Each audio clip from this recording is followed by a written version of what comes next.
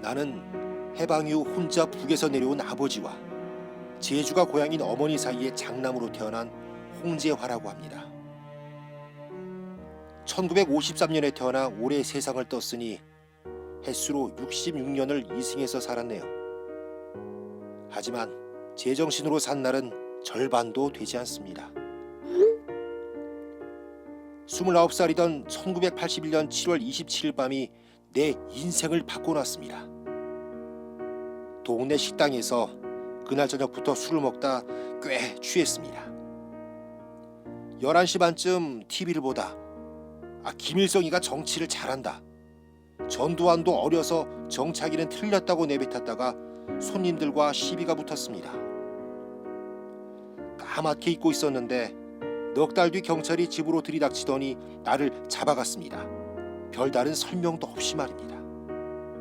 사흘 뒤에 풀려났지만 바로 또 체포됐습니다. 영장도 없는 불법 구금이었죠. 지금은 군사안보지원사령부로 이름이 바뀌었나요? 당시엔 국군보안사령부였죠. 한라기업사에서도 조사를 받았습니다. 수사관이 뭔가를 적어놓고 인정하라고 했습니다. 전기고문까지 받았습니다. 너무 무서웠습니다. 내가 국가보안법 위반이라니. 월남한 아버지 영향으로 김일성을 증오하던 내가 반국가단체 고무 찬양이라니. 결국 8개월형을 선고받았습니다. 수감생활부터 나타난 조현병은 만기 출소 후에도 정상적 사회생활을 하지 못하게 했습니다. 가장이 이런 처지니 가족들의 고통은 말이 아니었죠. 남편 곁을 떠날 수도 있었던 집사람이 수십 년간 식당 종업을 두 아들을 키웠습니다. 가족들 생각만 하면 지금도 눈을 감을 수 없네요. 도대체 국가는 나에게 왜 이런 형벌을 내린 걸까요? 내가 무슨 잘못을 했길래?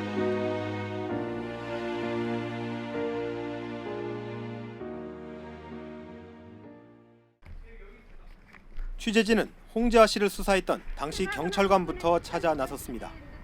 수소문 끝에 이제 70을 넘긴 몇 명과 연락이 닿았습니다. 하지만 진실을 들을 수는 없었습니다. 필요한 지금 몇 년이라고. 일도 없네 진짜. 그렇게 할 일은 없어. 한 가지만 여쭤봐도 한 가지만 들었어. 방법을 바꿔 사건 당시 2살이었던 홍 씨의 큰아들과 국가기록원을 찾았습니다. 2010년 진실화해위원회에서 이 사건과 관련해 조사한 기록을 확인하기 위해서입니다. 8년 전 국가기록을 보니 영장 없이 불법 구금해 인권을 침해한 사건이라며 당사자와 가족에게 사과를 하도록 국가에 권고했습니다. 그렇다면 국가는 사과라도 제대로 했을까? 아버지한테 직접 와서, 왜냐하면 그때는 아버지가 살아계셨던 데잖아요. 아버지가 그때도 뭐 아픈 상태니까 정상적으로 받아들일 수 있을지 없을지 모르겠지만 오셔가지고 아버지한테 그때 정말 죄송합니다 해갖고, 정말 그때는 어쩔 수 없었습니다 해가지고 아버지한테 직접 사과를 했다 그러면 저희 가족들은 그거를 그냥 이해했을 것 같아요. 고문 의혹에 대해서는 가혹 행위는 의심되나 가혹 행위 사실을 확인할 수 없었다는 결론이었습니다. 하지만 홍 씨의 옛 친구들은 고문 흔적을 자신의 눈으로 직접 확인했다고 증언합니다. 몇 자국이라든지 이런 거 이상 몇 배 이상이 그 몸에 흉터가 있었던 것들은 몸에 곳곳에 얘기 직접 보신 겁니까? 얘기 등에 못보동 배아주기 되고 이렇게 했던 부분들인데 뭐. 본인도 직접 고문 당했다고 얘기하고. 얘기 그냥 절대 말리면 안 된다 해서, 말리면 자기 죽은다라고 해주다 죽은다라고. 절대 내가 비밀로 해서 말하지 말라 해서. 고문 당한 사실을. 그거 알리면 안 된다 이거. 진실화해위원회에서 이 사건을 담당했던 조사관 역시 지금도 고문에 대한 의심을 놓지 않고 있습니다. 사건 하나로 인해서 정신적인 혼란이 와서 정신질환자가 될 수 있는 상황은 아니라고 보거든요. 외부의 어떤 물리적인 충격이나 또는 고문이라는 어떤 그런 고통을 안고서 아마 그 스스로가 그렇게 변하지 않았나. 홍 씨는 제주 보안부대인 한라기업사에서 고문을 당했다고 진술했는데 민간인을 군인이 조사했다면 그 자체로 위법한 행위가 됩니다. 취재진은 당시 이 사건으로 한라기업사에서 참고인 조사를 받았다는 다른 증언도 확보했습니다. 또 그때 당시 시대 상황이 그래서인지 뭐 시시하는 눈치 없고 그냥 거기서 갔다 왔다는 얘기만 들었습니다. 어디 갔다 왔다고 말씀 드신 겁니까? 한락이업사라는 곳이요. 전직 경찰관의 증언도 당시 상황을 짐작케 합니다.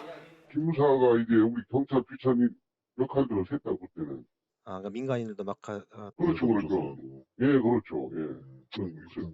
예, 그때만 해도 그 기무사 요원들이 뭐 경찰 출입하고. 홍 씨는 사망 전인 지난해 말 동생 도움을 받아 제주지방법원에 재심을 청구했지만 재판은 1년이 지나도록 열리지 않고 있습니다. 돌아가시기 전에 한번 재심을 열어보자 해가지고 변호사를 그때 해갖고 했는데 너무 기간이 오래 걸리더라고요.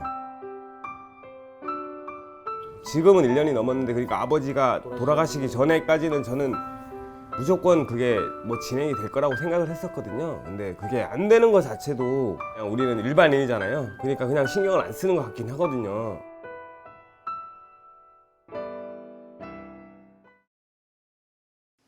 지난해 12월 7시 오늘 제주에서 보도해드린 고 홍재화 씨의 막걸리 보안법 사건과 관련해 법원이 재심 개시 결정을 내렸습니다. 제주지방법원 제1형사부는 고 홍재화 씨의 유족이 신청한 국가보안법 위반 재심 청구를 받아들여 재심에 들어가기로 결정했습니다. 고 홍재화 씨는 1981년 제주시 조천읍 식당에서 김일성이가 정치를 잘한다는 말을 했다는 이유로 반국가단체 고무찬양죄로 징역 8개월을 선고받았고 고문 후유증으로 추정되는 조현병으로 고통을 겪다 지난해 사망했습니다. 서슬퍼런 군부독재 시절인 1981년 7월 27일 밤 20대 청춘이던 홍재화 씨는 이날 식당에서 술을 먹다 김일성이가 정치를 잘한다, 전두환은 어려서 정치하기는 틀렸다고 내뱉었다 주의와 시비가 붙게 됩니다. 넉 달 뒤 영장도 없이 불법 구금됐고 보안사에서 고문까지 당했다는 게 홍 씨 측 주장입니다.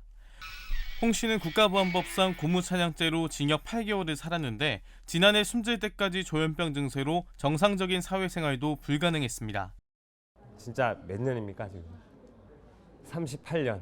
그동안 계속 식당일 아직도 하시거든요. 저희 동생 같은 경우에도 그러니까 아버지 돌보다 보니까 어떻게 보면은 인생이 망가졌어요. 그러니까 2010년 진실화해위원회 조사로 불법 구금이 확인됐고 2년 전 재심을 청구한 홍 씨에게 무죄가 선고됐습니다. 홍 씨의 발언이 국내 정치 상황을 비판하기 위해 언급한 것으로 보이고 국가 존립이나 안전, 자유민주적 기본 질서에 해악을 끼칠 명백한 위험성이 있다고 보기 어렵다는 겁니다. 이런 좋은 소식을 전해드리고 아버지가 돌아가셨으면 참 좋았을 것 같지만은 일단 돌아가신 상황이지만 무죄 판결 나서 잘못된 국가 공권력에 망가진 38년의 세월. 명예는 회복됐지만 한많은 세월은 누구도 보상해주지 못하고 있습니다.